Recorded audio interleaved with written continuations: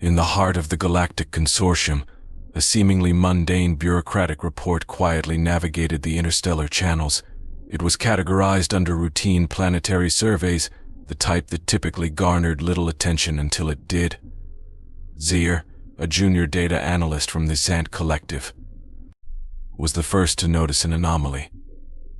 What began as a casual review swiftly escalated into frantic recalculations, culminating in an urgent alert to their supervisor. Earth, the unassuming planet from Sector 3492, had been classified as a Class 13 Deathworld.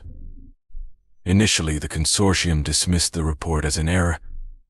Earth had been part of the galactic fold for centuries, known more for its peculiar customs and exuberant inhabitants than anything dangerous. Minor infractions and odd human behavior seemed insufficient to justify such a dire classification. Class 13 was reserved for planets so hostile that even their atmospheres threatened all known forms of life, places deemed entirely uninhabitable. Surely this had to be a mistake. But the data was irrefutable. The discovery prompted an emergency session of the Galactic Forum. Representatives from every major species convened, their unease palpable.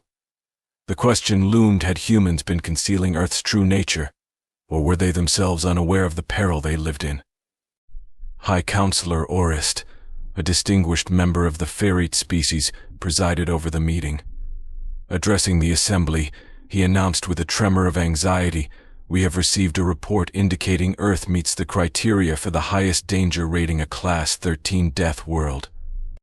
His words reverberated through the chamber, drawing gasps and uneasy murmurs. Skepticism arose.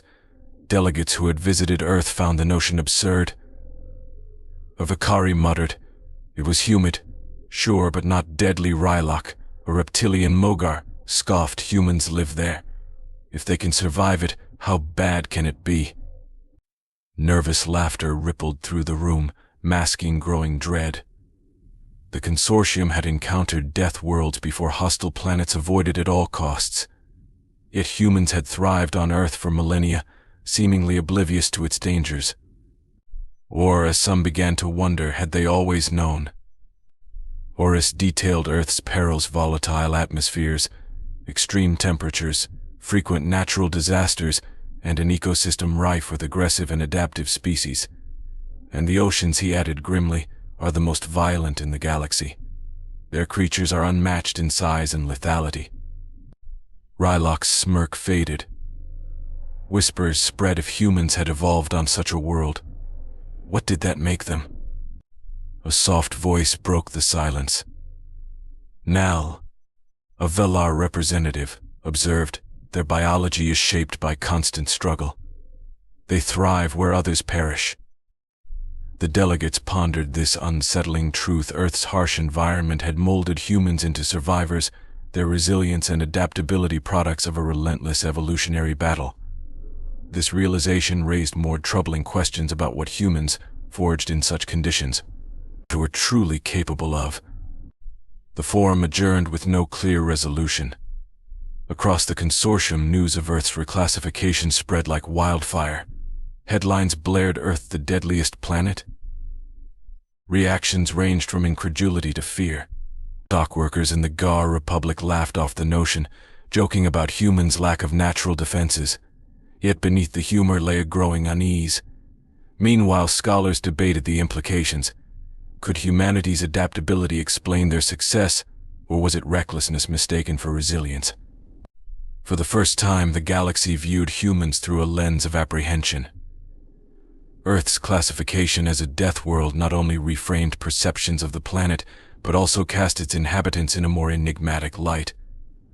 The question remained, what did this mean for the galaxy's future? Surviving isn't the full story, Rhys argued, scanning through the fresh data on his holo display. Their bodies are in a constant state of adaptation, immune systems evolving at an unprecedented rate, a pain tolerance that defies logic. He paused, glancing at the scholarly assembly. And they show an utter disregard for their own safety. A heavy silence blanketed the room as the Relin Council processed this unsettling thought. What if Earth's classification wasn't an error? What if humanity's recklessness was their ultimate advantage? On Drixon 4, a quiet colony world inhabited mainly by the pacifist Aces species, the news sparked chaos in the bustling market square. Flavi, a typically calm farmer, dropped his bundle of red spice with a shriek. "Class 13, he cried. "They've been living on a death world all this time, Neelis." An elderly Aces nodded solemnly. "It explains everything, their bizarre behavior, the way they laugh in the face of danger. They fear nothing, and now we know why." Flavi's eyes widened. "They grew up dodging creatures with more teeth than I have hairs. Our galaxy must seem like a vacation to them." Neelis trembled. "We must tread carefully. Who knows what they'll do next?" The Aces weren't alone in their unease. In the war chambers of the Cath Syndicate, a coalition infamous for its aggressive expansion, Commander Grex stared at a galactic map. His dark green scales shimmered as he muttered, "Humans come from the deadliest planet in the galaxy, and we've treated them like harmless primitive Zekra." A junior officer shifted nervously. "It seems so, Commander. We've underestimated them." Grex snorted. "Underestimated? If half of this is true, we've been blind. Invading them would have been suicidal. They treat volcanic eruptions and tsunamis like routine events." Pacing the chamber, Grex's tone turned cautious. "If their planet forged them to endure such extremes, we must reassess everything." Across the galaxy, reactions ranged from disbelief to alarm. Dock workers and scholars alike grappled with the revelation. The cheerful, coffee-loving human survivors of the deadliest world ever documented had become the topic of nervous speculation. Some alien leaders convened councils, strategizing whether humanity posed a hidden threat. Others simply asked the same baffling question: how? How had these fragile beings thrived on such a hostile world? How had they joined the interstellar community without anyone realizing their origins? Speculation grew that even humans might be unaware of their planet's lethal classification. After all, to them, it was just home, a place where surviving tornadoes or escaping giant predators was an everyday affair. Curiosity swelled among scientists and strategists alike. What other secrets were humans hiding? To settle the debate, the Galactic Forum resolved to send a diplomatic delegation to Earth to assess the planet firsthand. Led by Ambassador Tharl, a gelatinous Gorian known for his unflappable demeanor, the team comprised respected and, crucially, heavily insured representatives. As they neared Earth, the delegation gazed at the serene blue-green orb below. "Looks harmless enough," murmured Brixie, a six-legged Denari scientist, though his mandibles clicked nervously. Tharl, ever cautious, replied, "Appearances can be deceiving. Remember, this is the same planet that houses predators capable of crushing vehicles with their jaws." Grow, a risk-averse Quarian, shivered. "Predators with jaws? I thought that was a metaphor." Upon landing, the team was greeted by Joanna, a smiling human liaison. "Welcome to Earth," she said brightly, shaking Tharl's gelatinous appendage. "Don't worry, Earth's not so bad. Sure, we've got our, incidents, but nothing a little common sense can't handle." The delegation exchanged uneasy glances. If incidents were casual to humans, what horrors awaited them? Their first stop, a peaceful city park, seemed tranquil until chaos struck. A large dog broke free from its leash, hurtling toward the delegation.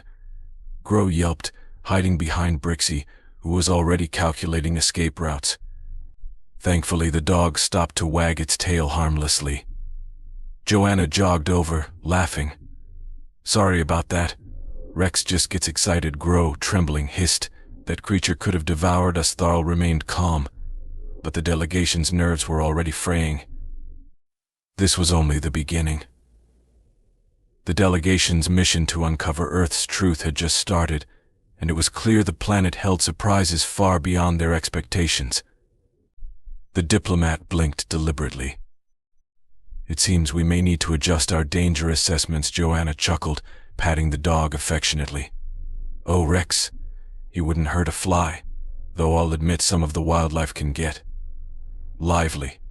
You should see the alligators down south. Brixie's antenna twitched with unease. Alligators. Are they? Large, Joanna grinned, and several delegation members instinctively braced. Oh, absolutely, but as long as you steer clear of their swamps, you're fine. The delegation cautiously continued to the next site, the coastline.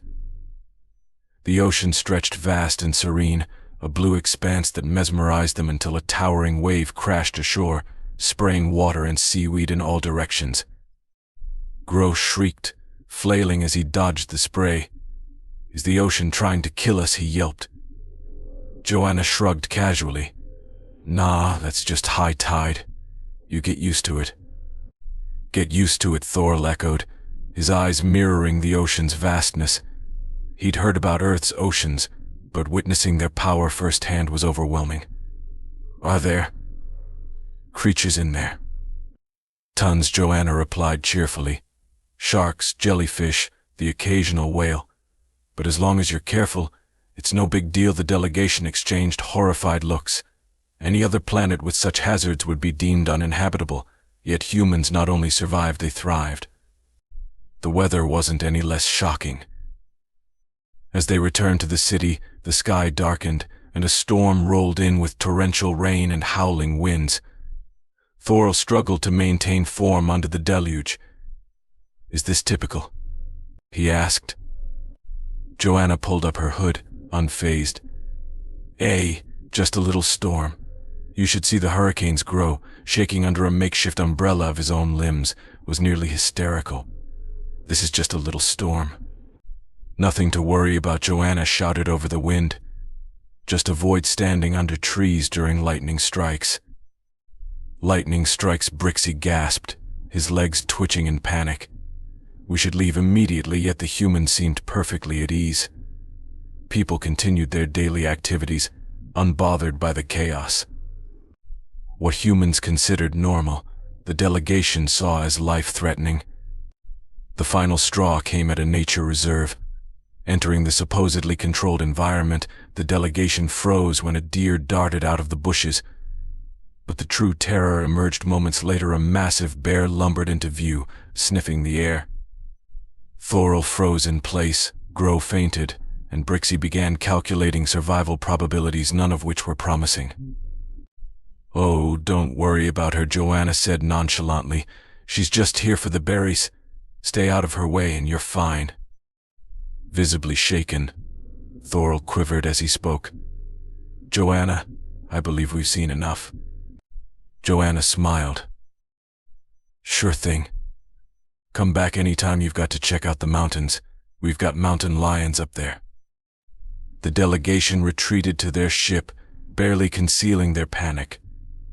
As Earth's blue expanse shrank below them, Brixie muttered, "I can't believe it. They actually live there on purpose." Thorl nodded slowly. "Not just live, they flourish, on a world that should be uninhabitable." Grow, now awake but trembling, summed it up: "These humans are insane." Word of the delegation's findings spread like wildfire, throwing the galactic community into chaos. Reports of Earth's dangers combined with first-hand accounts left other species bewildered. Across the galaxy, cautious civilizations struggled to process the humans' casual coexistence with such peril. By the time the findings were presented to the Galactic Forum, panic was widespread. Meetings and debates culminated in a unanimous decision: the humans needed to be evacuated. To the consortium, their survival on Earth was a cosmic anomaly, and they feared it wouldn't last. The evacuation plan was ambitious: relocate the entire human population to safer planets, provide temporary housing, and offer generous resettlement packages. However, the humans had a different perspective. When the first fleet arrived in orbit, Joanna assumed it was a routine diplomatic visit. But the transmission she received was far from expected. "Evacuate," she repeated, baffled, as she stared at the holographic image of Counselor Zivo. "You want to evacuate all humans?" Zivo nodded gravely. "For your own safety. Earth's dangers are unimaginable. Your oceans alone house more predators than most galaxies." Joanna laughed a full, unrestrained laugh that left the alien delegation unnerved. "You want to rescue us from our own planet?" she asked incredulously. "Precisely," Zivo replied. "It's miraculous you've survived this long." Joanna tilted her head. "But we like it here. The evacuation hit its first snag. Humans didn't want to leave. What the consortium saw as unmanageable dangers, humans viewed as everyday life. Official notices detailing Earth's hazards were met with amusement, disbelief, or outright dismissal. Leonard, a mechanic from Cleveland, received one such notice over coffee. He read it aloud to his wife, "Sarah, they want us to leave Earth because it's too dangerous." Sarah snorted. "Too dangerous? Did they see gas prices in New York?" "Exactly," Leonard chuckled. "If we can survive that, we'll be fine." Meanwhile, the forum was in disarray.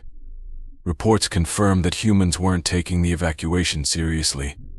Brixie, addressing the council, could barely contain his disbelief. "They think it's a prank, or worse, that Earth isn't dangerous. They keep saying things like, 'we've had worse.'" Zivo threw up his hands. "How can they be so nonchalant? Their planet is a death trap." The truth was simple. Humans had adapted to their environment in ways the consortium couldn't comprehend. Earth, for all its dangers, was home, and humans wouldn't leave it behind. For most species, the idea of abandoning Earth purely because it was dangerous seemed laughable to humans.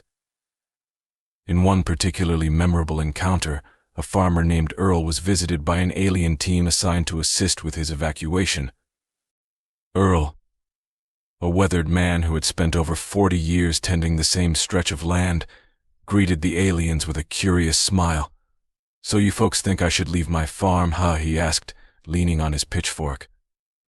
The lead alien, Tulik, a small, bird-like creature, nodded fervently.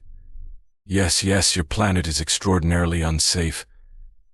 The seismic activity alone could bring catastrophic destruction at any moment, and the predators.